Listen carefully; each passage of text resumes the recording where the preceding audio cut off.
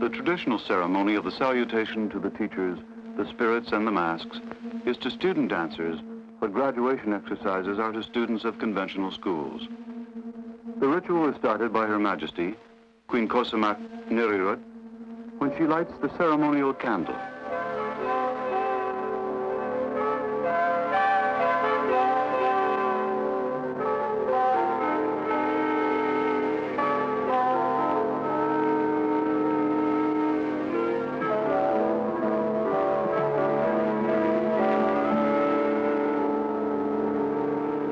Part of the ceremony is the presentation of novices to the Queen. This is symbolic of the continuation of the ballet. As apprentices join the ranks of the accomplished performers, their place is taken by others. In the days of the Devaraja, or God Kings, parents offered their most beautiful daughters to the palace as a symbol of loyalty and devotion. Accepted, the girls received as advance pay from 2 to 4 silver bars. Less colorful, but more in keeping with today's world, the dancers now receive a monthly salary.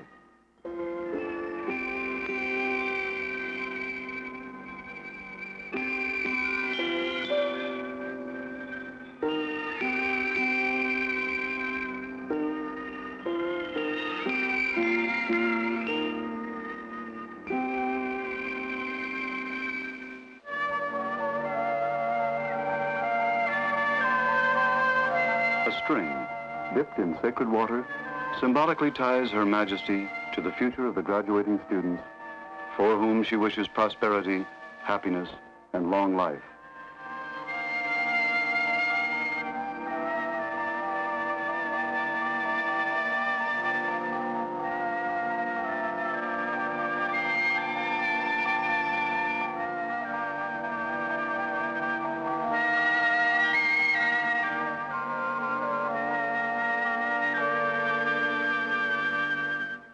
To the golden image of the patron of dancing, to all that contribute to the ballet, the graduates make offerings of flowers and food served on gold and silver trays.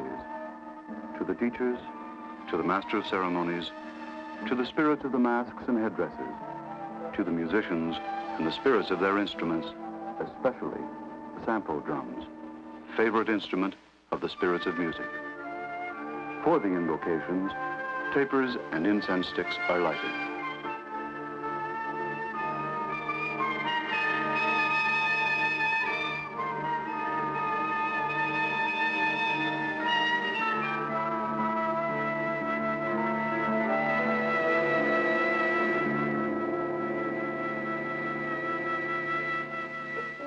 Then the master of ceremonies recites the invocations to the spirit of dancing, making known to it the new group of graduating dancers.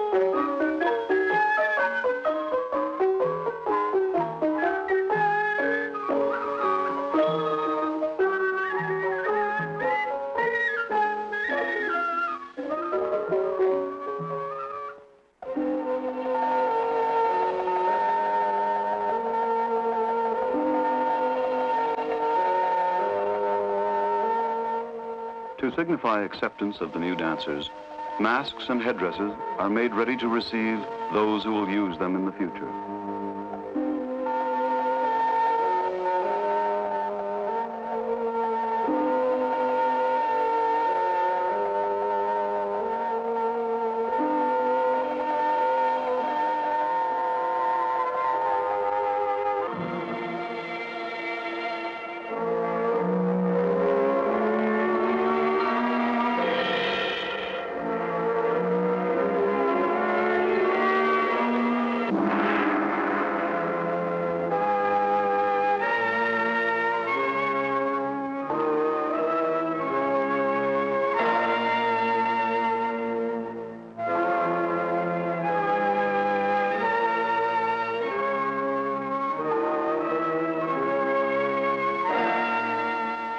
prince, who had been a pupil of Shiva, asked for a memento of the god.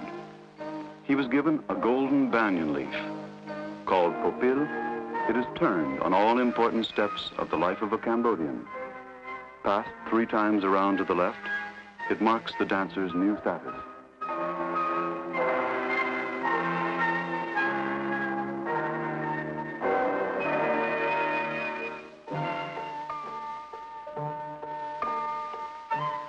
Then Her Majesty showers popped rice on her dancers. With each handful of popped rice go the gracious wishes of the Queen. Learn rapidly, dance perfectly, live peacefully.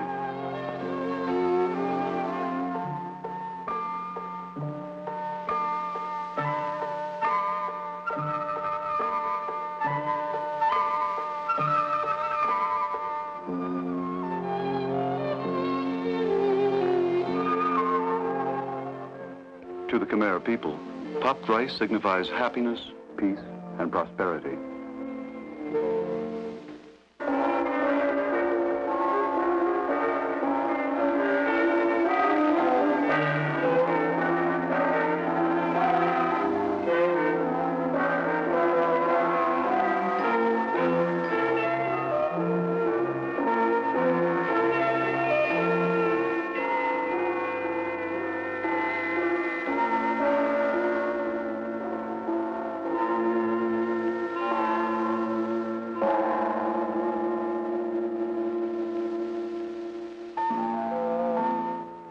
The philosophy, the legends, the essence of religion are woven into the royal dance as they are woven into the daily lives of the Cambodian people. Be they queen or subject, dancer or teacher, Cambodians are devout, and they know the teaching of the Lord Buddha. Nothing in this world is permanent. Everything is transitory. Themselves testament to the passage of time, these teachers once were dancers of the Royal Ballet Corps. Their dancing time has passed, but they still are valued by the court, for their minds and bodies remember the movements of the dance and can pass them on to those who will succeed them as they learn from those whose golden anklets had graced the palace floors before them. Hand guiding hand, foot following foot, so has been transmitted the dance of the Cambodian royal palace from generation to generation. There is no written manual. Teacher transmits tradition to pupil. One of the wonders of the Cambodian dance is that it has retained its purity down through the 1,000 years.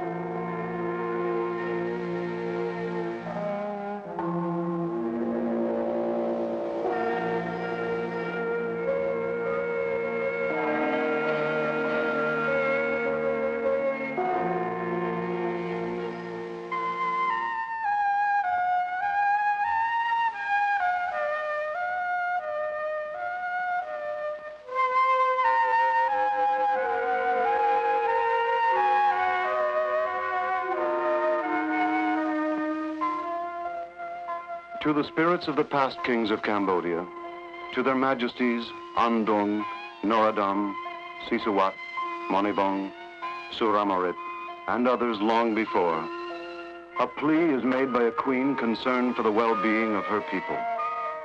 Her plea is made in the form of a ceremony called Buong Sung. Because she asks for peace for her nation and her people, this ceremony must be perfect.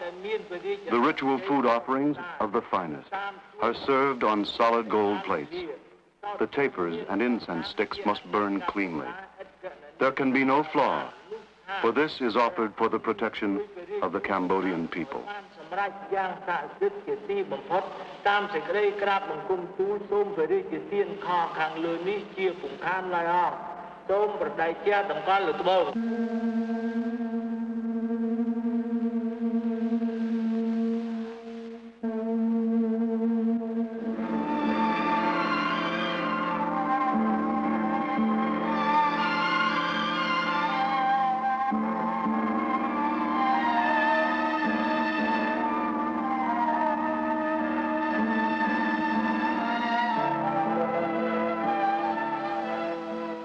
The ballet dancers, who are an integral part of the royal court, receive food offerings, which they in turn will present to the spirits of former kings.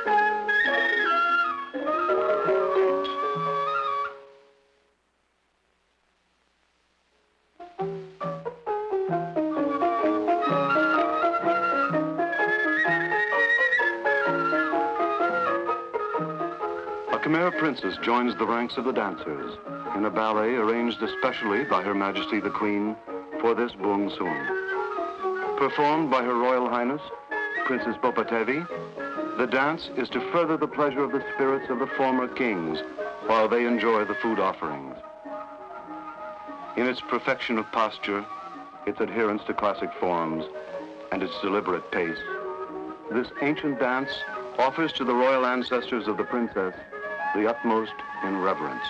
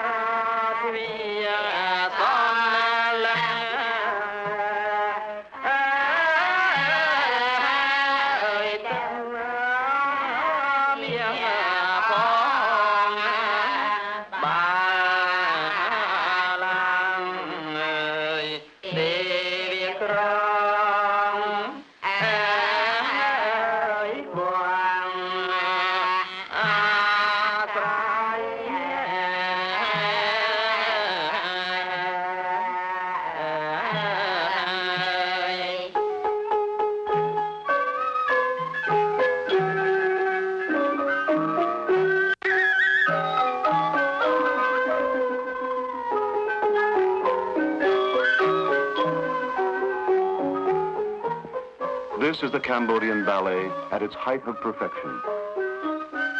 Conceived by artists long forgotten, polished and perfected over a millennium, it is a unique contribution to the world's culture. When it was introduced in Paris for the first time in 1908, Auguste Rodin, arbiter of the arts in Europe at the time, wrote, "The Cambodians have shown us all that antiquity can contain. Their classics are as great as ours. It is impossible to see human nature brought to a higher state of perfection. We have only the Cambodians and the Greeks. They have found postures which we had not dreamed of, movements which were unknown to us even in ancient times."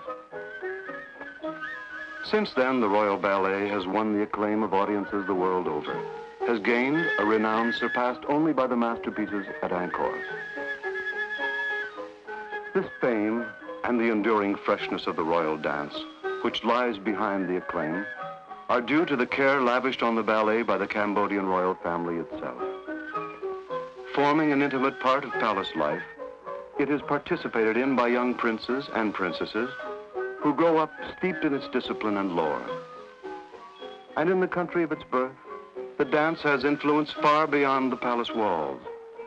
The grace it has perfected and perpetuated, the gestures it has preserved and refined, are reflected in the greetings, the popular dance, the purity of movement of the Cambodian in his everyday life.